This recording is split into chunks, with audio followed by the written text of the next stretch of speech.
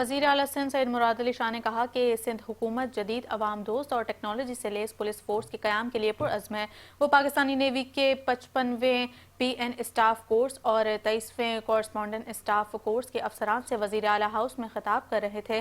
Pakistan navy کے افسران کی قیادت rear admiral Sohail Ahmed Azmi, commandant Pakistan navy war college اور کمانڈر سینٹرل پنجاب کر رہے تھے۔ تقریب میں صوبائی وزراء، انسپکٹر جنرل پولیس اور اعلیٰ سرکاری افسران نے بھی شرکت کی۔ وزیر اعلیٰ سندھ نے سندھ پولیس میں وسیع ترسیلات اور جدید ٹیکنالوجی کی اپ گریڈیشن کا اعلان کرتے ہوئے کہا کہ ان اقدامات سے صوبے میں امن و امان کی صورتحال میں نمایاں بہتری آئی ہے۔